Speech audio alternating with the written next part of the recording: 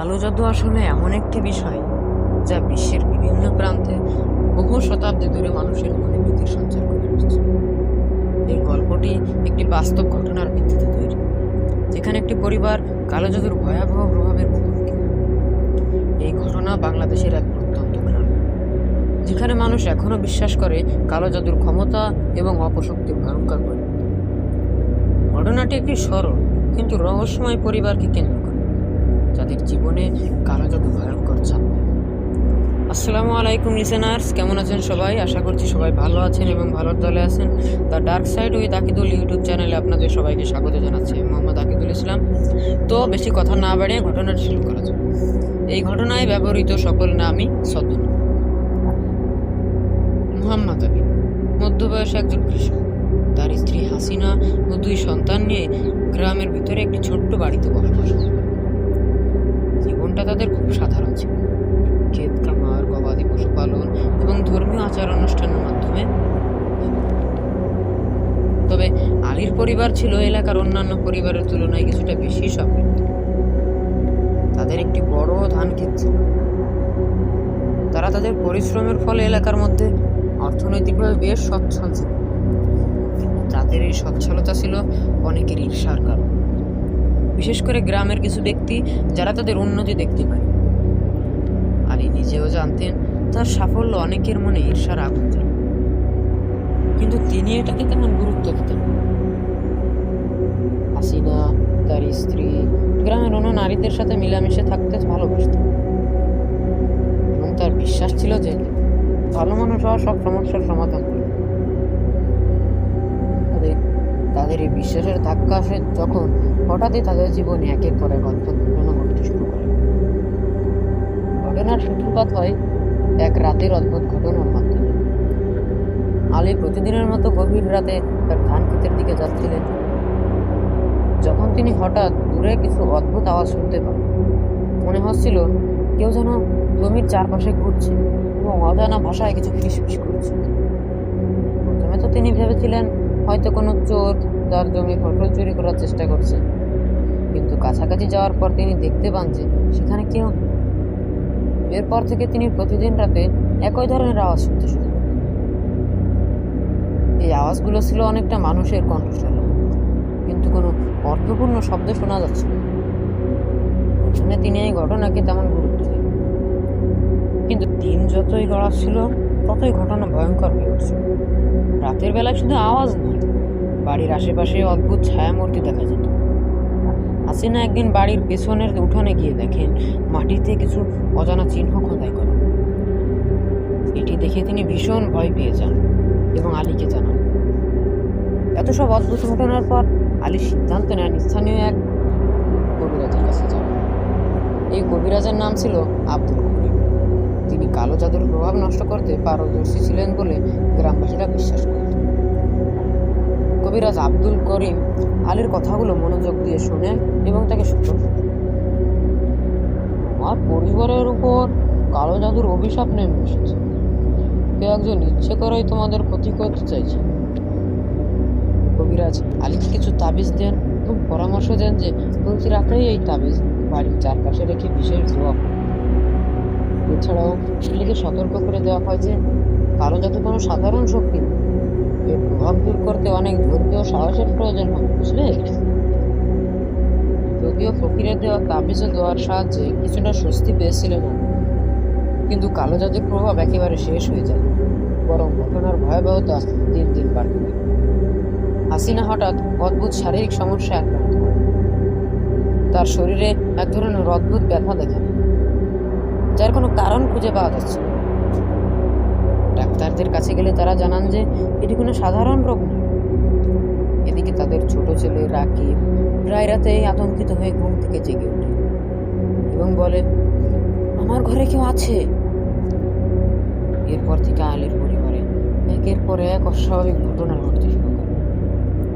এক রাতে আলী নিজেই দেখেন তার বাড়ির সামনে একটি কালো ছায়া মূর্তি ঘুরছে। মনে হচ্ছিল যেন সেই মূর্তি তার দিকে তাকিয়ে আছে। সাহস করে আলী সেই ছায়ার দিকে এগিয়ে যায়, কিন্তু কাছাকাছি আসতেই সেই ছায়াটি হাওয়ায় মিলিয়ে যায়। এই ঘটনার পর থেকে আলী বুঝতে পারেন যে কালো জাদুর প্রভাব ধীরে ধীরে তার পুরো পরিবারকে গ্রাস করতে শুরু করেছে। কবিরাজ আব্দুল করিম যখন দেখলেন যে তার দেওয়া দোয়া ও তাবিজ দিয়ে সমস্যার সমাধান হচ্ছে না, তখন তিনি আলীকে গ্রামের একটি পুরনো গল্পের কথা বলেন।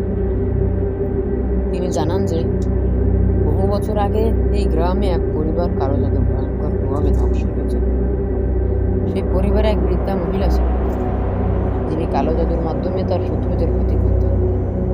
তার মৃত্যুর পর থেকেই তার আত্মা নাকি এই গ্রামের আশেপাশে ঘুরে বেড়ায় এবং কালো জাদুর প্রভাব ছড়ায়। ফকির আরও জানান যে হয়তো আলীর পরিবার এই আত্মার প্রভাবের মধ্যে পড়েছে। এই আত্মার অভিশাপ থেকে মুক্তি পেতে হলে আলীকে সেই বৃদ্ধার পুরনো বাড়ির ধ্বংসাবশেষ খুঁজে বের করতে হবে, যেটি গ্রাম থেকে বেশ দূরে অবস্থিত ছিল। আলী তার বন্ধুদের নিয়ে সেই বাড়ির খোঁজ করতে বের হন এবং অবশেষে ধ্বংস হয়ে যাওয়া সেই বাড়ির জায়গা খুঁজে পান। আলী এবং তার বন্ধুরা যখন সেই ধ্বংসস্তূপের কাছে পৌঁছায়, তখন রাতের অন্ধকারে জায়গাটি আরও অন্ধকার মনে হচ্ছিল। সেখানকার গাছপালা ছিল ঘন এবং বাতাসে অদ্ভুত এক শীতলতা। তারা সেখানে পৌঁছে দেখতে পান মাটির মধ্যে কিছু অদ্ভুত চিহ্ন খোদাই করা আছে। কবিরাজের দেওয়া নির্দেশ অনুযায়ী আলী এবং তার বন্ধুরা সে জায়গায় তাবিজ পুঁতে বিশেষ দোয়া পাঠ শুরু করে।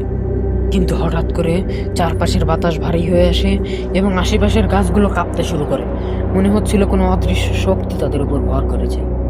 আলীর বন্ধুদের মধ্যে একজন হঠাৎ করে চিৎকার করে ওঠে এবং মাটিতে পড়ে যায়।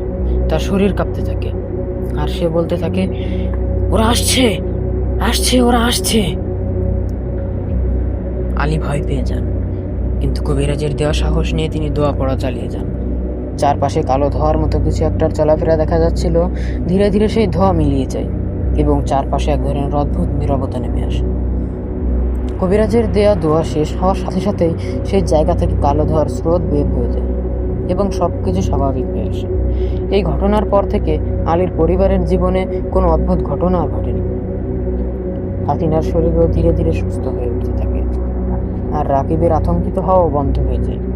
গ্রামের মানুষজন অবশেষে বুঝতে পারে যে কালো জাদুর প্রভাব সত্যিই ছিল এবং আলী ও তার পরিবার সেই প্রভাব থেকে মুক্তি পেয়েছে। তবে এই ঘটনাটি আলী ও তার পরিবারের জীবনে গভীর ছাপ ফেলে যায়। তারা কখনোই ভুলতে পারেনি সেই ভয়ঙ্কর রাতগুলো, যখন কালো জাদুর প্রভাব তাদের জীবনকে তছনছ করে দিচ্ছিল। তো বন্ধুরা, কেমন লাগলো আমাদের ঘটনা? প্রথম ঘটনাটি যদি ভালো লাগে তাহলে কমেন্টে জানান। আর এখন আমরা যেটা করতে চাচ্ছি সেটা হলো আমাদের পরবর্তী ঘটনায় চলে যাব। তো বেশি কথা না বাড়িয়ে চলুন শুরু করা যাক পরবর্তী ঘটনা। আজকের এপিসোডের দ্বিতীয় ঘটনায় আপনাদের আবারও স্বাগত জানাচ্ছি। আমি মোহাম্মদ আকিদুল ইসলাম। তো বেশি কথা না বাড়িয়ে ঘটনা শুরু করা যাক। তো বন্ধুরা, আজকের এপিসোডের দ্বিতীয় ঘটনায় আপনাদের স্বাগত জানাচ্ছি। আমি মোহাম্মদ আকিদুল ইসলাম। তো বেশি কথা না বাড়িয়ে ঘটনাটি শুরু করা যাক। এই ঘটনায় ব্যবহৃত সকল নাম আহমদ, তার স্ত্রী ফাহিমা ও দুই সন্তান নিয়ে ঢাকার একটি ছোট্ট শহরতলিতে বসবাস করেন। আহমদ ছিলেন একজন সাধারণ মানুষ। তিনি নিয়মিত সালাত আদায় করতেন এবং তার জীবন ছিল খুবই শান্তিপূর্ণ। কিন্তু কিছুদিন ধরে আহমদের জীবনে অদ্ভুত কিছু ঘটনা ঘটতে শুরু করে, যা তার বিশ্বাস এবং সাহসকে ভেঙে দিতে চাইছে। এটি শুরু হয় ফাতিমার অসুস্থতা নিয়ে। ফাতিমা হঠাৎ করেই অজানা একটি রোগে আক্রান্ত হন। প্রথমে তারা বিষয়টিকে সাধারণ শারীরিক অসুস্থতা ভেবে চিকিৎসকের কাছে যান। তবে চিকিৎসা নিলেও ফাতিমার অবস্থার কোনো উন্নতি হচ্ছিল না। সে প্রতিদিন আরও দুর্বল হয়ে পড়ছিল, রাতে ঘুমাতে পারছিল না এবং প্রায় দুঃস্বপ্ন দেখত। এই পরিস্থিতি দিন দিন খারাপ হতে থাকে এবং আহমদ বুঝতে পারেন যে এখানে কোনো অদ্ভুত শক্তি কাজ করছে। ফাতিমার শারীরিক অসুস্থতার পাশাপাশি আহমদ ও তার পরিবারের সাথে বিভিন্ন অস্বাভাবিক ঘটনা ঘটতে শুরু করে। রাতে বাড়ির চারপাশে অদ্ভুত আওয়াজ শোনা যেত, দরজা জানালা আপনা আপনি খোলা এবং বন্ধ হয়ে যেত। এমনকি আমাদের ছোট মেয়েটি প্রায় বলতো, আমার ঘরে কেউ আছে। আহমদ নিজেও মাঝে মাঝে অদ্ভুত ছায়ামূর্তি দেখতে পেতেন, যে তাকে ক্রমশ অসহায় বোধ করতে শুরু করে। এমন পরিস্থিতিতে আহমদ স্থানীয় মসজিদের ইমাম মৌলানা হাফিজের সাথে পরামর্শ করেন। মৌলানা হাফিজ তাকে বলেন, এই ধরনের অস্বাভাবিক ঘটনা জিন বা কালো জাদুর কারণে হতে পারে। তুমি ধৈর্য ধরো এবং বেশি করে কোরআন তেলাওয়াত করো, বিশেষ করে সূরা আল বাকারা। তবে মাওলানা হাফিজ তাকে আরও সতর্ক করেন, কালো জাদু একটি বাস্তব জিনিস এবং এর মোকাবেলা মোটেও সহজ নয়।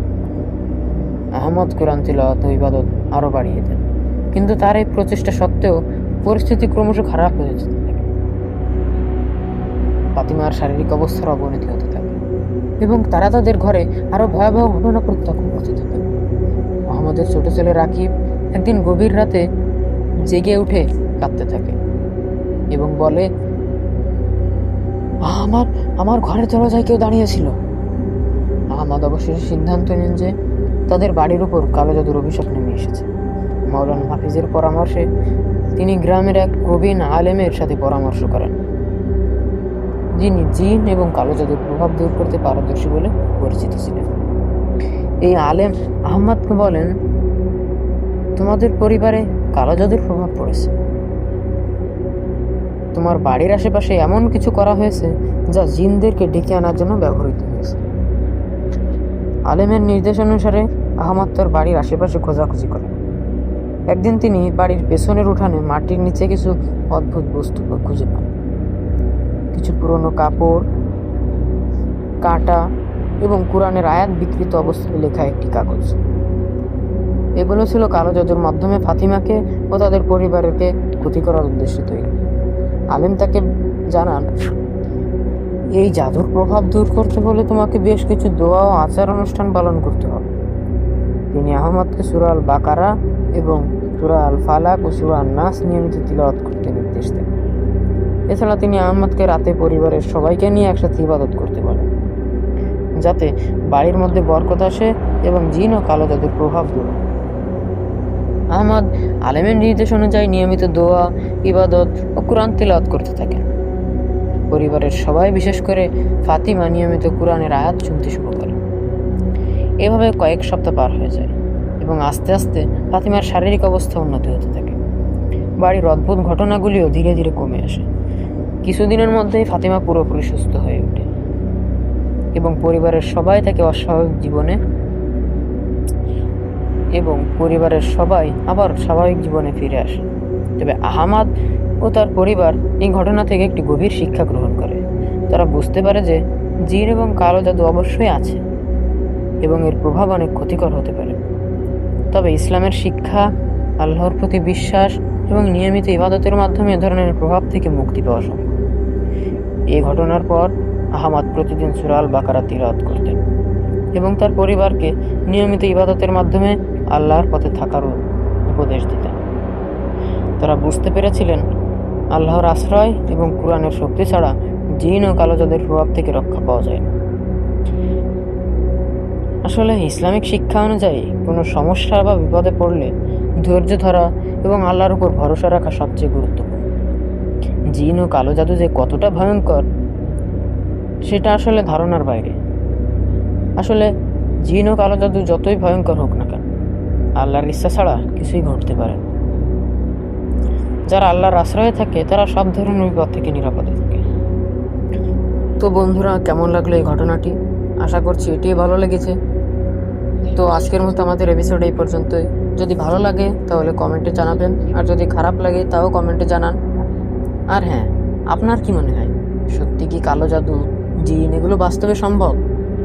কমেন্টে আপনার মতামত জানাতে কিন্তু ভুলবেন না। আমরা আবার ফিরে আসবো আপনাদের মাঝে প্রতি শুক্রবার রাত 9টা 59 নিয়মিত ভিডিও পেতে অবশ্যই আমাদের চ্যানেলটি সাবস্ক্রাইব করবেন। তো ভালো থাকুন, ভালোর দলে থাকুন এবং most importantly the dark side with Akidul YouTube চ্যানেলের সাথে থাকুন। আল্লাহ হাফেজ। ধন্যবাদ সবাইকে।